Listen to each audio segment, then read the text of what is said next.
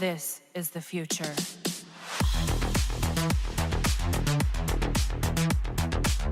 Hello ladies and gentlemen, Sigval Green here and welcome to another video. And you might be like, Sigval, what's wrong with that team? Let me explain, because this team over here actually makes perfect sense. So first of all, we're going to be working with a gearless Deathstroke, so please do keep that in mind. He's gonna have a level 1 entropy to prevent him from dying from one hit. And we're going to use Red Hood and Arkham Knight Batman. I know, a little bit of a weird team choice over there, Sigval. But what you don't know is that Red Hood is going to be able to extend the duration of the fight, that you already know. But he also gives you Omni Resistance, which means it's going to give all your team some dot resistance, some stun resistance, and some crit resistance. And those resistances are going to be key in what we're going to try to do here. Because we're going to try to fight Boss Joker without having to waste a Harley for Deathstroke, because how we would do it previously, because my Deathstroke is gearless, he is unable to kill the minions. So somebody else needs to kill the minions, and then he needs to be tagged in after the minion has been killed, which might lead into a stun. So this team will increase the duration of the fight, will give Deathstroke some stun resistance, and at the same time Arkham Knight Batman will make both himself and Red Hood's tanky to a decent extent, and at the same time Arkham Knight Batman is going to be the key to killing minions, because out of the whole team he does the most damage. They have given him the level 7 firebox in order to be able to dispatch of them. So yeah, basically, since my Deathstroke is gearless, the goal of this fight, because I had somebody in my DMs ask me today, Sigval, make a guide on how to play Deathstroke, and I'm like, and I was not even trolling that dude, it was an honest answer.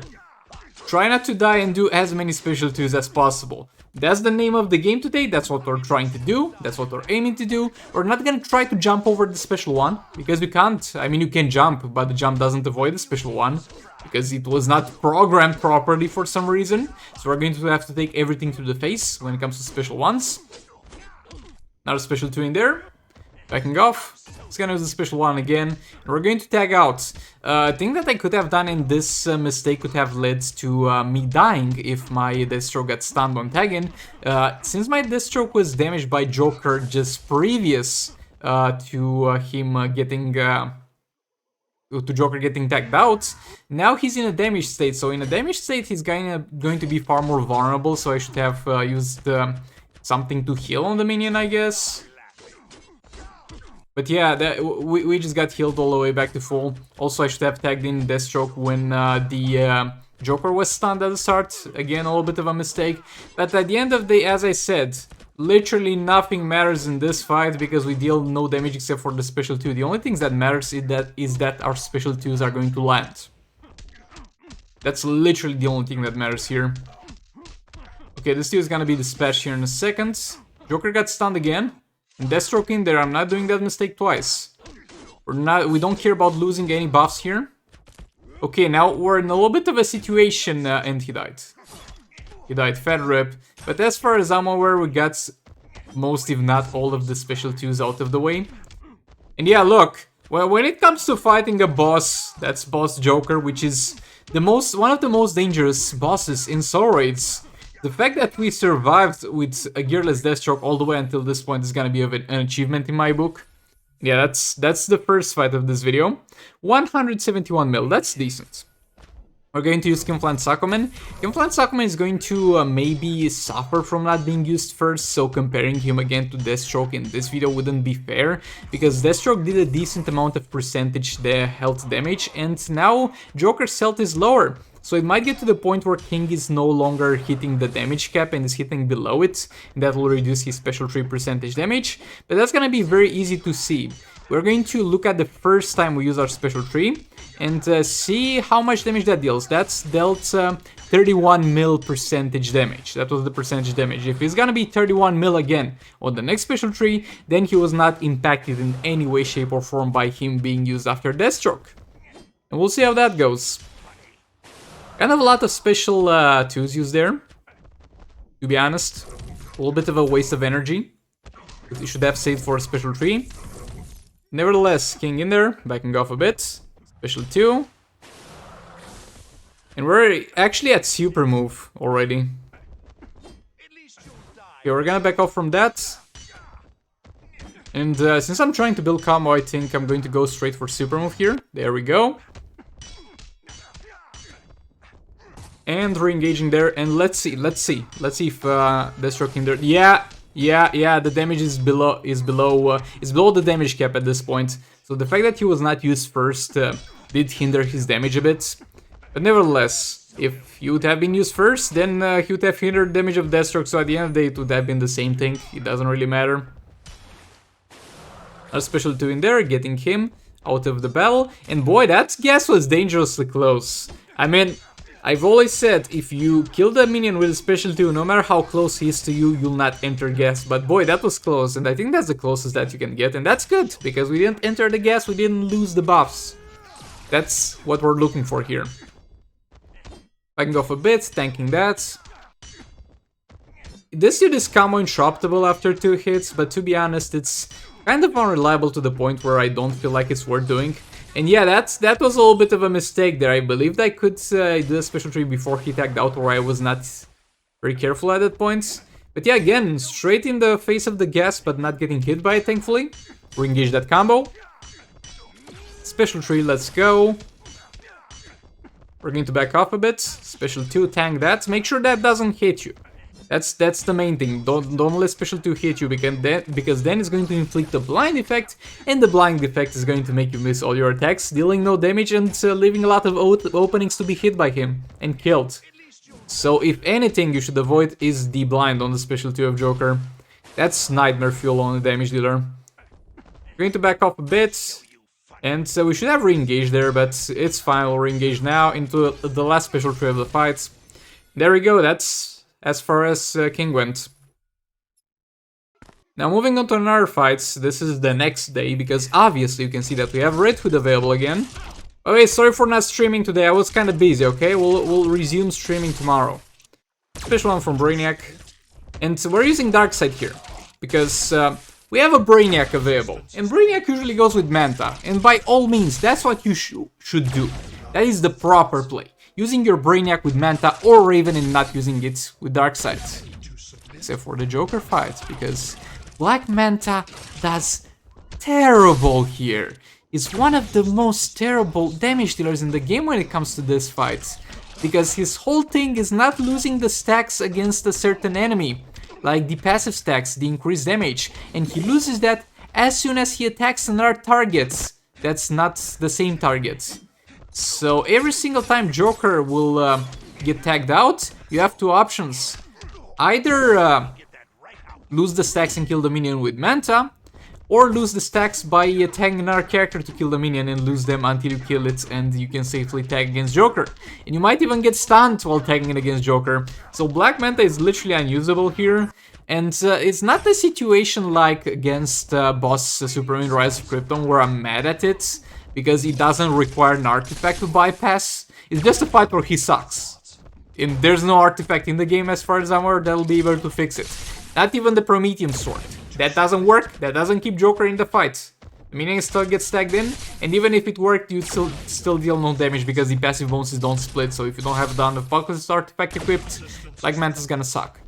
So over here we're using Darkseid, we use Red Hood to increase the duration of the fight. We have used this to get to 10 lethal stacks. We're going to be low-key careful to not get hit by the gas, because the Brainiac buffs will stay there. Those are there to stay. They will not disappear if we enter the gas. But what will disappear is going to be Darkseid's passive that gives him increased attack for each character that dies.